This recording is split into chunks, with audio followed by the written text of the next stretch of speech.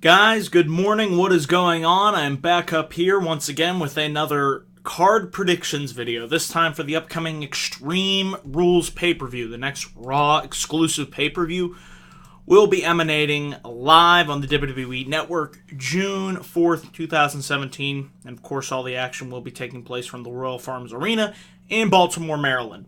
As you know, several weeks in advance, I like to give my own card predictions video, seeing how closely I can accurately predict the card. And without further ado, this is going to be my card predictions for the Extreme Rules pay-per-view.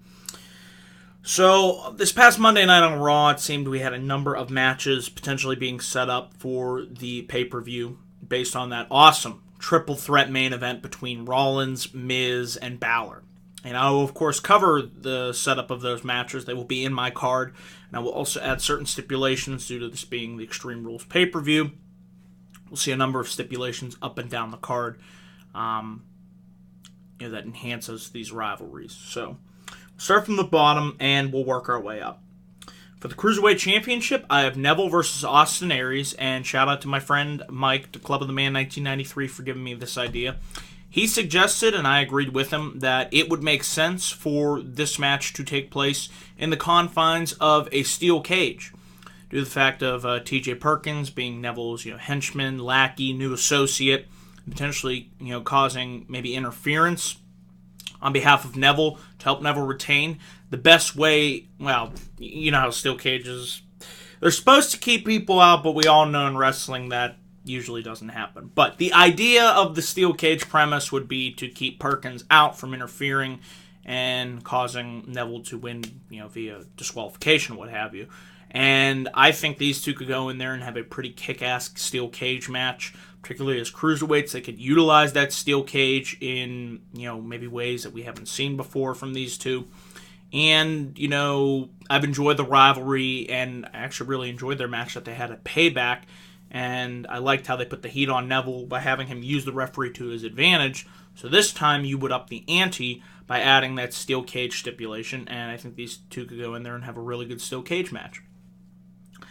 So yeah, that is on my card here. I also have a feud, which I would like to see, seeing as how Bayley lost her Raw Women's Championship. If she isn't going to be challenging Alexa Bliss for a rematch, maybe they'll do the rematch on Raw. I'm not sure. We'll have to see what direction they go in on this week's edition of Raw. But for my card, I have Bayley entering into a feud with Mickie James. I think a Bayley-Mickie James feud could be really well. Could be booked very well. A nice summer program for Bayley en route to her eventual showdown between her and Sasha Banks. Mickie as the psycho, crazy, obsessed Mickie James that we all know and love from back in the day with her great feud with Trish Stratus. You could kind of rekindle that sort of, character, personality for Mickie James to take on. Maybe have her just be just this big fan of Bayley and eventually turn it into, not directly copying what they did between Trish and Mickie, because that can't be matched. But you could take elements of what they did back in the day and, leave that to the genesis of a feud between Mickie James and Bayley. It would be a fresh matchup. I think it could be a really good matchup. The younger Bayley versus the veteran Mickie James. You put them in the ring together. We've never seen it before. It would be a fresh feud, particularly on Raw for the women's division. And like I said, it would be a good matchup. So that's why I have Bayley versus Mickie James on my card here. For the Raw Women's Championship, they've teased it the past couple weeks. I think we could be in line. If it's not going to be Bayley challenging Alexa Bliss at the Extreme Rules pay-per-view, then I think Sasha Banks would be the next likely challenger for Alexa Bliss's Raw Women's Championship. There's just something about when Sasha Banks and Alexa Bliss, face off against one another. There's sort of a believability that maybe these two really don't like each other. There's been rumors online for years that, stemming back from their days in NXT, there's been quote-unquote heat between them. Not sure how far those rumors are to be believed, but they are out there. I don't know. I would like to see a program between these two, very... They're not similar personalities, but, they both have a sense of fire and passion. Alexa Bliss is on her A game right now, as evidenced from, her really good match against Bayley on Payback, and then that great promo that she cut this past Monday on Raw, one of the highlights from that episode. And you put somebody, up against her like Sasha Banks, who can be, one of the best women in the entire company.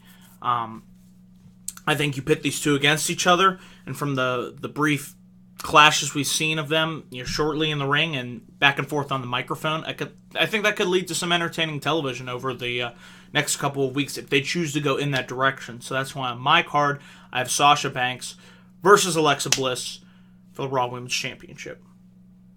Moving up the card here for my tag team title match, I have the Hardy Boyz taking on the heel tandem of Cesaro and Sheamus. And shout out to my friend Mike, he came up with this idea as well. For my match stipulation, I have a tornado tag team match for the Raw Tag Team Championships. Initially, I was thinking ladder match, but we just saw a ladder match at WrestleMania, so you kind of don't want to overdo it too much. Save that for a later date. I think the tornado tag would be a great idea. Just have all 4 guys go in there and tear it up against each other. I thought they had a really good match at Payback, and you up the ante with the tornado tag team match. It fits in right with the Hardys and their high-risk, high-octane balls to the walls type action. And Sheamus and Cesaro are, really good tandem as well. They develop into a really good tandem as well. Now with the new layer of the heel turn, this ups the ante in this feud with the tornado tag team match stipulation. I have Dean Ambrose versus The Miz for the Intercontinental Championship. I didn't put a stipulation on this one because I feel with these, I'm not a big fan of the gimmick pay-per-views. I really am not. So when they do come up, it's a tight line. You have to have your gimmicks because that's the name of the pay-per-view. You're going to build it around that. But you also don't want to overdo it. There was one year where it was at TLC. For example, they had a chairs match. They had a freaking stairs match. They had a tables match. They had a ladder match. They had a this match and a that match. And it's just like up and down the card. It oversaturates it. And then by the end of the show, when you get to your main event, as you should be building, it just doesn't feel as special because you've seen all these stipulations. And I feel you should pick your spots with them and utilize them only when necessary. So that's why certain matches such as Dean Ambrose versus The Miz, this is a confirmed match. So I would just keep it a straight singles match. You need some, deviation from the stipulations, and this would be one of the matches that I would deviate that from.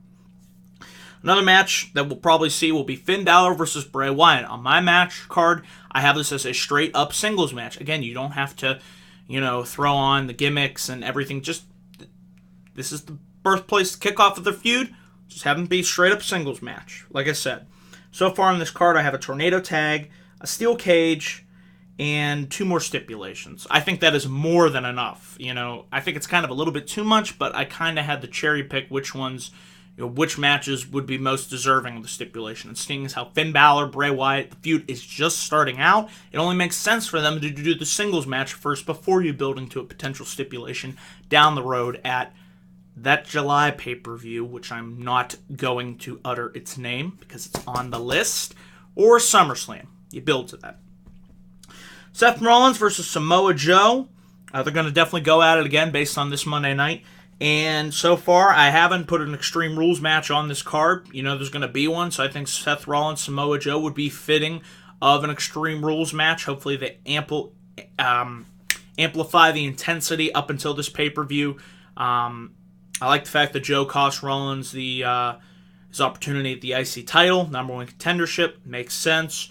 Joe was upset due to the way that Seth beat him. I like the way that went down at Payback. It still kept Joe looking dominant despite taking the loss because Rollins got the win in kind of a fluky type of way, but it also pissed off and enraged Samoa Joe. So I think if you add the Extreme Rules stipulation, it ups the ante in this feud. And I enjoyed their match at Payback, but I know they have the potential to do so much better. I thought it was just average, and it just started to get going, and then it was kind of over. So let's see what these two could do in an Extreme Rules match stipulation. And then finally, I believe this will be the main event and the blow-off for this feud. It's going to be Braun Strowman versus Roman Reigns one more time. On my card, I have this in an ambulance match. It's either going to come down to a stretcher, which we haven't seen in a while, or an ambulance match. 3 stages of hell would be great, but I know they're not going to do that. That would be something else, now that I think about it. But realistically, I'm going to go with the ambulance match based on the way that we saw the ambulance at Payback, how they were loading Roman Reigns in there, and then they did that stupid Strowman running like an idiot into the door and like a Looney Tunes character and getting hurt with a torn rotator cuff, whatever. But despite that, I think we will see an ambulance match, and this will be the blow-off to the Strowman Reigns pay-per-view as we eventually build to who will be the eventual challenger for Lesnar's first title defense at that July pay-per-view event. So that is it, guys, for my Extreme Rules card predictions video, 2017 Extreme Rules. Leave your comments down below what you think of my card, and whatever predictions you guys are able to come with, please leave those down in the comment section below as well. No Raw or SmackDown reviews this week, guys, due to the Penguins. Just didn't have enough time. Depending on how far the Penguins go, might be up here with a Raw review. Hopefully, I could definitely say SmackDown because there's no hockey game this week. So look forward to get back on track with that. So that is what's on the lineup coming up next week. So that is it, guys. Thank you for watching this video, and be sure to click the like and subscribe button for more video content coming soon to this channel. Until then, I will see you guys in my next video. Thanks for watching.